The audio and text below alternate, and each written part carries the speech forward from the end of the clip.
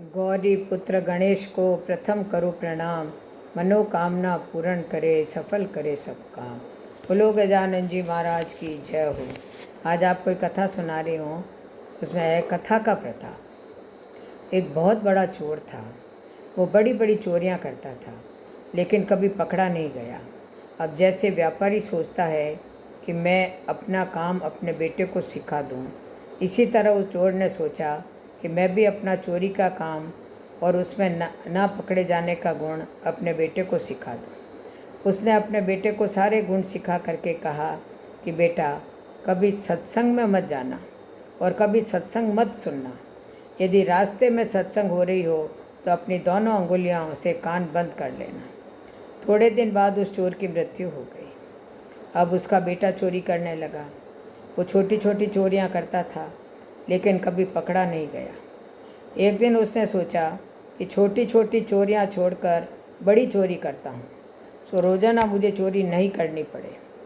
एक दिन तो चोरी करने राज कराने में चला गया।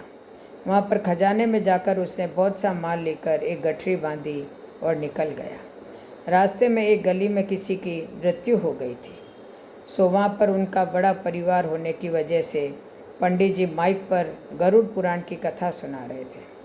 अब उस चोर के पास बहुत बड़ी गठरी थी और उसके पिताजी ने कहा था कि कभी सत्संग मत सुनना।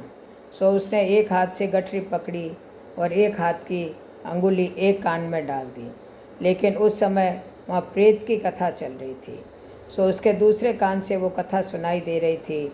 उसमें उसने सुना कि प्रेत के पाँव ज़मीन पर नहीं टिकते और प्रेत के पाँव उल्टे होते हैं। अब उसने घर ले जाकर वो गठरी रख दी और सोचा कि अब मुझे कभी चोरी करने की ज़रूरत नहीं है। अब जब राजा के वहाँ पता चला कि खजाने में चोरी हो गई है, तो राजा ने ढिंढोरा पिटवा दिया कि जो खजाने की चोरी का पता बताएगा उसको 1,00,000 सोने की मोहरें इनाम में दी जाएगी। अब चारों तरफ खोज हुई, लेकिन किसी को पता नहीं चला। उस चोर के पड़ोसी ने सोचा कि राजघराने में चोरी तो इसने ही की है। तो उसने क्या किया, रात को 12 बजे एक काला चोला पहनकर चोर के दरवाजे पर जाकर दरवाज़ा खटखटाने लगा कि दरवाज़ा खोलो। चोर ने पूछा, दरवाजे पर कौन है? तो वो बोला कि मैं प्रेत हूँ, दरवाज़ा खोलो। तुम राजा के वहाँ से जो माल चोर कर लाए हो तो उसमें से चौथा हिस्सा मुझे दे दो। तो उसने कहा कि मैंने चोरी नहीं की। तो प्रेत बोला कि मैंने देखा था कि तुमने चोरी की है। तो उस चोर ने सोचा कि मैंने सुना है कि प्रेत के पाँव ज़मीन पर नहीं टिकते और प्रेत के पाँव उल्टे होते हैं, पहले देख तो लूँ। उसने जैसे ही दरवाज़ा खोला तो देखा कि जो आदमी सामने खड़ा है उसके पाँव ज़मीन पर टिके हुए थे और उसके पाँव भी सीधे थे। उसने जब ध्यान से देखा तो उसके सामने उसका पड़ोसी चाचा काला चोला पहने खड़ा था।